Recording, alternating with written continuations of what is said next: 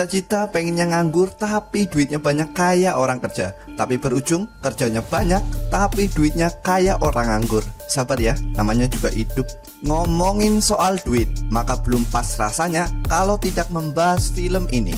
Berkisah tentang sekelompok anak muda jenius yang dipaksa oleh seorang mantan presiden mencuri sebuah lukisan dengan bayaran ratusan miliar. Bayangin duitnya dapat, bisa kali tuh buat nyalon anggota DPR. Seperti biasa, sebelum alur cerita film ini dimulai, bagi kalian yang suka dengan konten seperti ini, silakan subscribe aja supaya tidak ketinggalan alur cerita film menarik lainnya dari Awan Channel. Sambil berharap menjadi kaya, seruput dulu kopi kalian, dan inilah alur cerita film Mencuri Raden Saleh.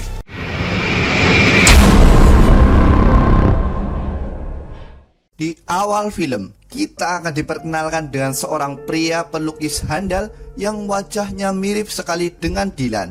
Dia bernama Piko. Scene lalu berganti ke sebuah tempat pelelangan lukisan yang laku sangat mahal, yaitu 900 juta rupiah. Berniat menawar lebih tinggi, namun seorang kakek yang bernama Permadi dikejutkan dengan info dari wanita di sampingnya bahwa lukisan itu adalah palsu. Sold. Dengan wajah sangat penasaran, Permadi menanyakan siapakah pelukis lukisan palsu itu. Kembali ke Piko, di mana dia mempunyai teman bernama Ucup. Ucup adalah seorang pemuda yang mahir bermain kripto. Dan satu lagi teman Piko, yaitu wanita muda bernama Sarah. Sarah adalah seorang atlet yang katanya sedang sibuk persiapan mengikuti PON. Aku harus masuk PON tahun ini. Siswaku lanjut, terus bisa mulai skripsi. Di tengah obrolan, Ucup menanyakan di manakah keberadaan bapaknya Piko. Namun respon Piko hanya terdiam. Scene lalu beralih di mana Piko sedang berbicara dengan bapaknya. Beliau bernama Budiman. Budiman mengatakan bahwa dia punya pengacara yang bisa membantu membebaskannya. Sayangnya, pengacara itu meminta uang 2 miliar. Piko masih kesal atas aksi penjebakan ayahnya sampai masuk penjara. Kini dalam hati Piko muncul pertanyaan, dari mana uangnya? Dari mana guys? Kembali ke Ucup dan Piko yang terungkap fakta bahwa orang yang ahli menggambar lukisan palsu di awal film adalah Piko. Sayangnya, Piko hanya mendapatkan 50 juta atas lukisan itu. Padahal lukisan Piko itu laku sangat mahal, yaitu 900 juta. Ucup menambahkan bahwa kedepannya Piko harus lebih pandai bernegosiasi. Scene lalu beralih ke kantor kepolisian, di mana seorang wanita bernama Sita melaporkan kepada atasannya yang bernama Arman. Sita melaporkan bahwa ada beberapa aktivitas pemalsuan lukisan mahal, namun Arman tidak terlalu tertarik.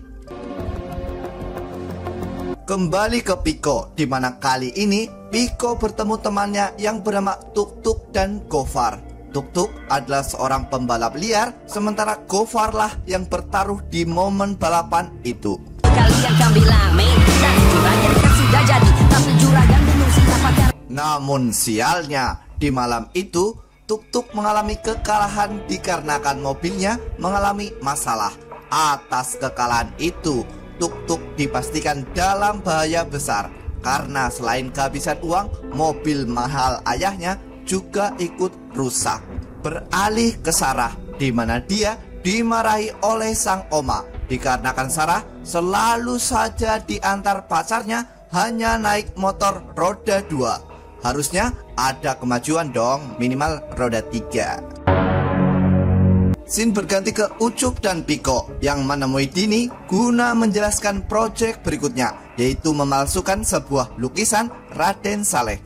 Negosiasi pun dilakukan. Ucuplah yang meminta mahar lukisan palsu itu senilai 2 miliar. Lukisan Raden Saleh bercerita tentang penangkapan Pangeran Diponegoro. Lukisan itu adalah awal dari seni modern yang mencerminkan sebuah perlawanan. Dan oleh sebab itu harganya sangat amat mahal. Piko melapor kepada Sarah bahwa beberapa minggu ke depan tidak bisa diganggu. Piko mengatakan bahwa dia akan sibuk oleh tugas akhir. Alhasil, Sarah hanya bisa cemberut. Sar, Iya, aku ngerti kok. Setelah membuat Sarah cemberut, Piko mulai beraksi memulai lukisan palsu yang 100% sangat mirip dengan aslinya. Tapi, di tengah kegembiraan mereka, tiba-tiba Sarah muncul. Sarah yang masih jengkel dengan Piko, tentu saja memarahi Piko lagi. Piko mencoba menjelaskan bahwa dia membutuhkan uang 2 miliar untuk membebaskan sang ayah. Alhasil, Sarah pun mencoba memakluminya. Singkat cerita, muncul Dina yang mencoba memeriksa hasil lukisan milik Piko. Tak lama setelah itu, Permadi juga tiba-tiba muncul.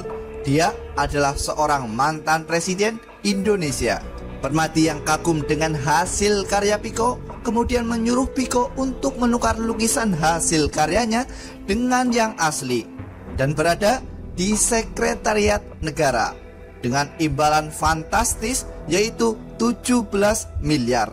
Piko tentu saja menolak karena dia bukanlah pencuri. Namun Permadi memberi ancaman apabila Piko menolak maka dia akan membunuh ayahnya. Terakhir, Permadi memberi uang sebesar 500 juta rupiah untuk misi penukaran lukisan itu.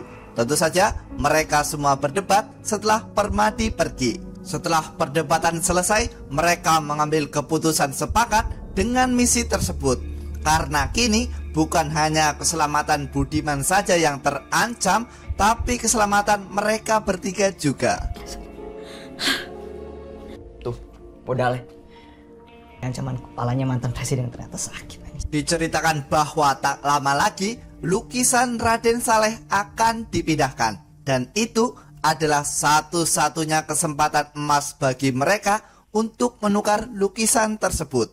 Menurut Ucup, misi ini juga membutuhkan seorang driver dan mekanik yang handal. Dan di kesempatan ini, Piko memilih Tuk-Tuk dan Gofar.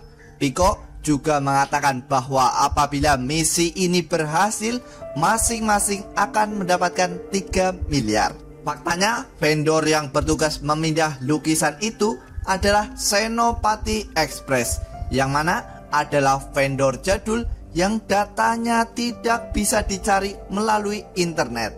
Alhasil, mereka mencoba menggali info itu langsung mendatangi kantor vendor itu. 20 menit dari sekarang jemput kita di...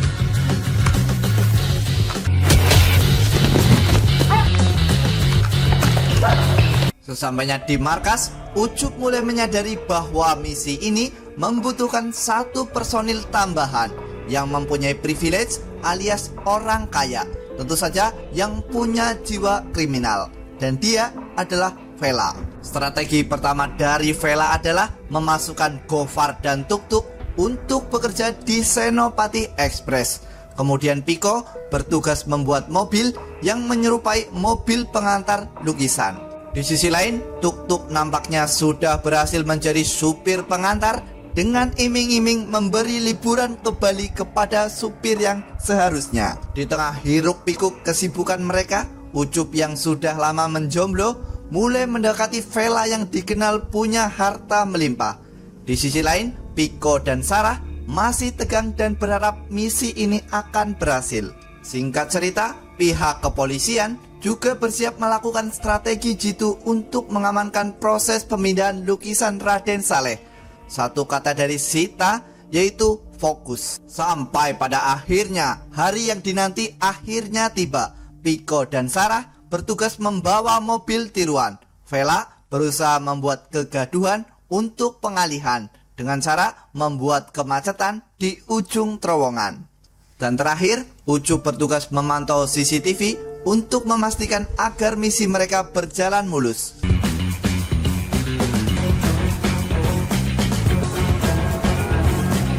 Mulai memanas, apa yang dilakukan Vela akhirnya membuat proses pemindahan lukisan terhambat karena macet.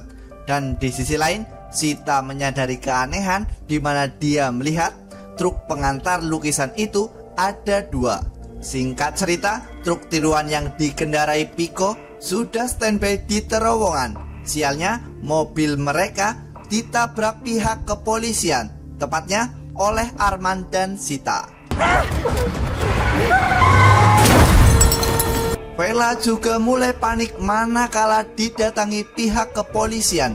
Sementara Ucup sangat panik lalu mengatakan bahwa misi ini dibatalkan. Akan tetapi Piko dan Tuk-Tuk mencoba nekat menerobos melalui kemacetan.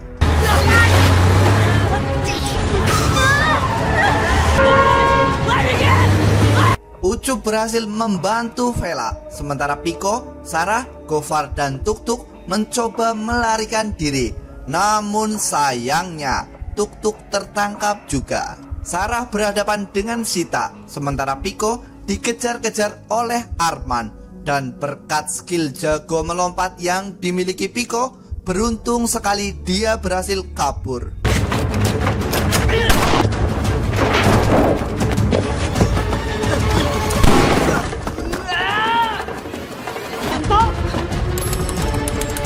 Scene lalu berpindah di mana Ucup dan Vela bersembunyi di sebuah apartemen. Di sini Ucup mulai mempertanyakan kenapa tidak mengetahui kalau polisi pengawal justru menggunakan mobil sipil. Beralih ke Gofar yang menghajar Piko karena sahabatnya yaitu Tuk-Tuk ditangkap pihak kepolisian. Kini mereka sudah terlanjur basah dan menyandang status buronan karena berniat melakukan pencurian lukisan mahal. Kembali ke pihak kepolisian di mana mereka dibuat sangat bingung manakala ditemukan dua buah lukisan yang sama. Mereka bertanya manakah lukisan yang asli. Alhasil mereka memanggil kurator Istana Negara dan ternyata dia adalah Dini. Dini datang dan memberi tanda merah kepada lukisan yang menurutnya asli. Alhasil pihak kepolisian mengamankan lukisan itu. Beralih ke Piko yang dilanda kebingungan saat menemui ayahnya di penjara. Tanpa mengetahui apa masalahnya, Budiman hanya berpesan bahwa Piko jangan mempercayai siapapun dan harus tetap semangat. Singkat cerita, hari pameran nasional akhirnya tiba. Piko mendatangi pameran lukisan itu, di mana dia menyadari bahwa lukisan yang dipajang adalah lukisan yang palsu, bahwa lukisan itu adalah hasil karyanya. Belum menyerah begitu saja, Piko mengatakan bahwa selama ini mereka hanya dimanfaatkan oleh Permadi untuk menjalankan akal bulusnya. Di sini Gofar masih saja mencari kambing hitam. Ucup mencoba menenangkan Gofar dengan rencana pembebasan Tuk-Tuk. Di sisi lain, Permadi ternyata sudah mengamankan lukisan yang asli. Faktanya, dia melakukan itu karena karir politiknya sudah dikalahkan. Dan aksi ini adalah wujud pembalasan.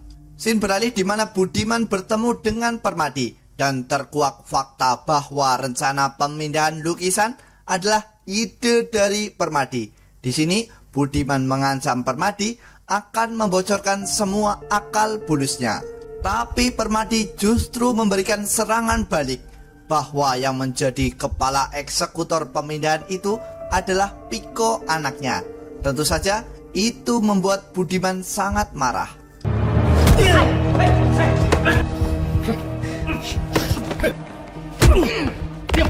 Beralih ke Ucup yang merencanakan strategi pembebasan Tuk-Tuk. Tapi faktanya Tuk-Tuk ternyata sudah bebas karena dia mengaku hanyalah seorang supir yang ketakutan. Dan kali ini misi mereka berikutnya adalah membersihkan nama Ucup serta balas dendam kepada Permadi. Di sisi lain, entah bagaimana caranya Budiman berhasil kabur dan sedang berkonsultasi dengan Poltak untuk pembersihan namanya. Kembali ke Ucup, di mana Ucup menjelaskan bahwa kelemahan pihak Permadi adalah Rama. Rama adalah anak Permadi dan alasan Permadi mundur menjadi presiden adalah karena kasus suap Rama yang terekspos oleh media. Ucup juga menambahkan bahwa Rama adalah pria hidung belang. Istilah kata tempik hunter. Alhasil dia menyuruh Sarah untuk menggoda Rama. Singkat cerita, rencana pertama berhasil di mana Sarah mendekati Rama, lalu diundang hadir di acara ulang tahun miliknya. Rencana selanjutnya adalah mengetahui gambaran rumah Permadi serta memiliki akses ke vendor ulang tahun Rama. Di sini Ucup berencana masuk ke dalam pesta walau berstatus buronan kepolisian. Gokil sekali, perusahaan yang menjadi vendor ulang tahun Rama berhasil dibeli oleh Vela karena hartanya yang sangat melimpah. Alhasil, Vela mencoba menyelundupkan Piko dan Ucup ke dalam ruang server. Vela juga berhasil mengalihkan perhatian petugas penjaga CCTV. Di sisi lain, pesta akan dimulai di mana Rama menggandeng Sarah sampai membuat para tamu terpukau akan kehadiran pasangan yang serasi satu ini.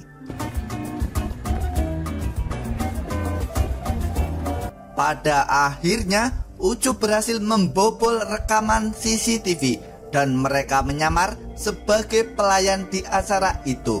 Mereka berniat memberi info pada Vela di mana lokasi lukisan itu disimpan.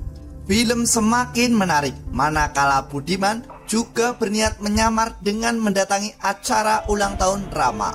Kembali ke Piko di mana dia sedang berusaha mengekstrasi lukisan yang asli.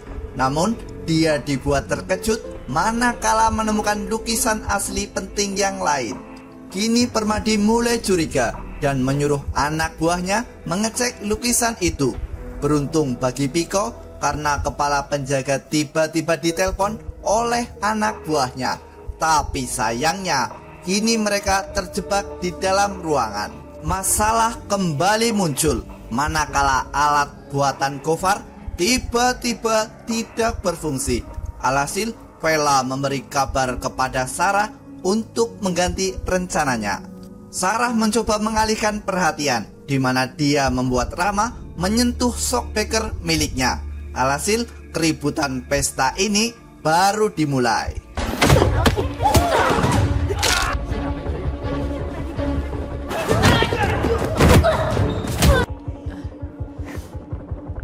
Di tengah keributan yang dibuat Sarah, Gofar menendang alat pembuat asap itu dan beruntung alat itu kembali berfungsi. Tapi di sisi lain, kepala keamanan mulai menyadari bahwa sistem CCTV telah diretas. Kembali ke Piko dan Ucup, di mana mereka sudah berhasil keluar dan membawa lukisan asli dengan sebuah mobil. Lukisan itu dimodif seperti meja makan oleh Piko. Alhasil mereka segera kabur. Di tengah kegembiraan mereka, tiba-tiba mereka dikejutkan oleh kedatangan mobil asing yang menghadang. Alhasil mereka dikalahkan pencuri yang lain. Tapi ternyata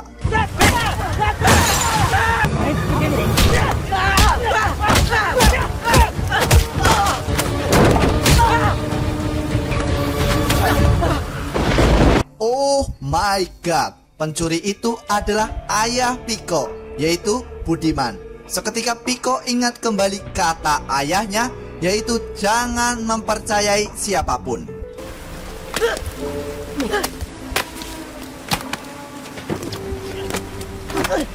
Setelah kejadian itu, Budiman membawa mobil catering yang berisi lukisan itu. Piko kini dipenuhi kekecewaan karena sang ayah yang dia perjuangkan juga tidak bisa dipercaya. Kini dia seolah-olah hanya sendirian. Namun Ucup menguatkan Piko dibarengi kedatangan tim yang lain. Ayo masuk foto.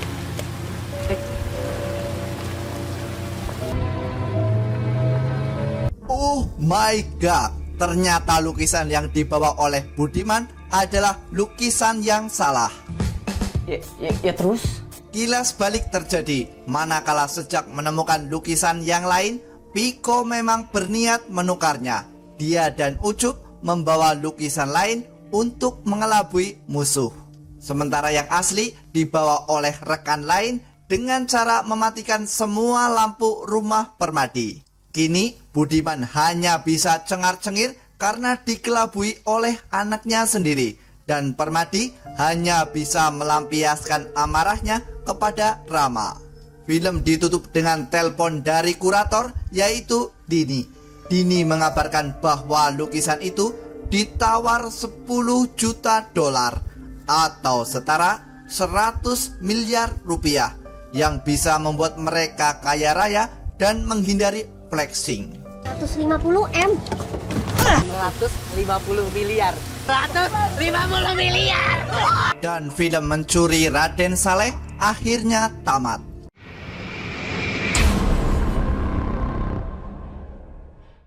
Gimana alur cerita film ini guys? Berawal dari niat menyelamatkan Budiman dan rasa senasib karena kesulitan ekonomi, mereka bersatu menjadi tukang nyolong profesional. Walaupun dipenuhi berbagai kendala, Piko berhasil memenangkan pertarungan dengan mengelabui semua musuh termasuk sang ayah. Pesan yang bisa diambil dari film ini adalah jangan nyolong karena itu haram. Sekian untuk review film kali ini. Jangan lupa subrek dulu guys. Dan semoga ke depan kita menjadi manusia kaya raya tanpa nyolong hak-hak orang lain. Amin.